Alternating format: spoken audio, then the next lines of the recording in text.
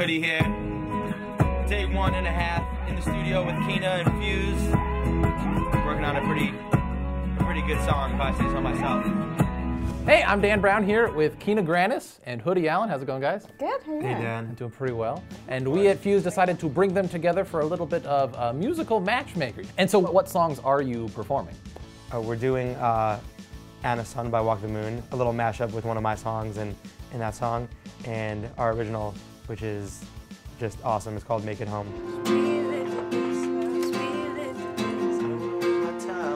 Girls are rolling their eyelids. Girls are looking for a place to stay because they came away from Long Island. So fast.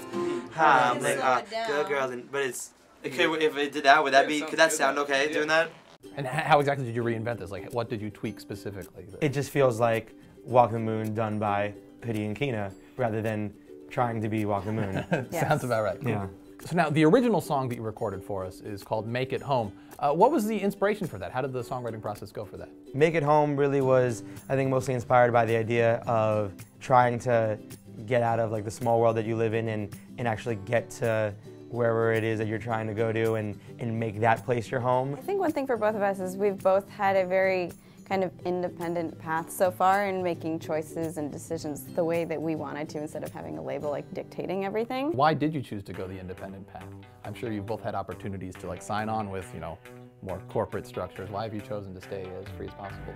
When I came to that crossroads of like, well, here's the potential for much, much more, but you have to make what they want, or you can do your own thing and do what you want. It was kind of very clear at that moment, like, I've got the internet, I've found these people that support me for exactly what I do, and why would I throw that away? Yeah, I'm just a control freak, that's fine. I tell them do it on your own, me and Kina did, and now we trying to take the road less traveled. Let's keep running with it. All right. How would you describe sort of the vibe in the studio generally? Did you work together pretty easily? Because you have kind of different, you come from different musical wheelhouses. The one that we did together, we kind of just sat in a studio and like within 10 minutes or so, the chorus came to be. Okay.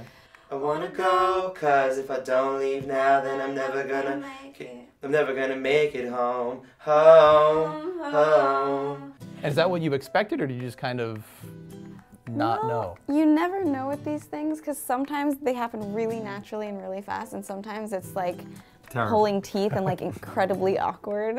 So it's just, you never know, but it was wonderful. Check. Living front row. So we'll probably just do fours.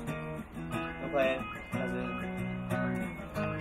Not alone. All right, let's talk about the hook for Make It Home. How'd you make the hook? On the chorus. Yeah. You guys think we should go first? She should probably cut first.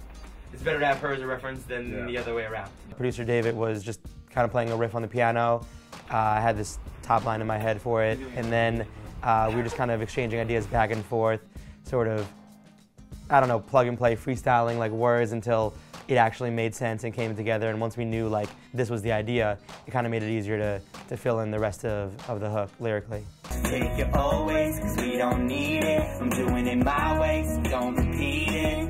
No. And if you guys have any ideas? No, that was good. Take it always, cause we don't need it. I'm doing it my way, so don't repeat it. Is it true that the second verse of the original song wasn't written until like just last night? Yeah, I heard it for the first time this morning. In the studio yesterday, just went into another room and came back, like, okay, got the first verse and then wrote the next one. Yeah, I needed to isolate myself to actually write the verse and get it right. You know now, but if you didn't then you probably would have got it. I remember breaking even, now we at it making profit. I ain't trying to...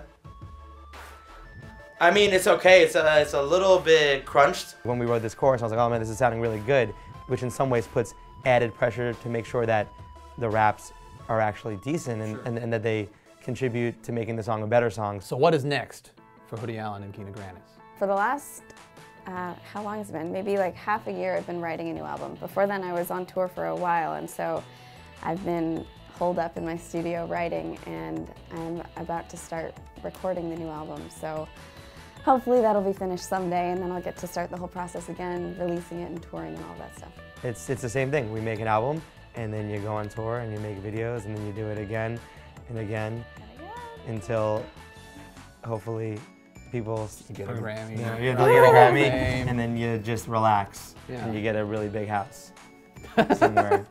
Great. That's what I was. It's really what we're all after, really big houses. Houses.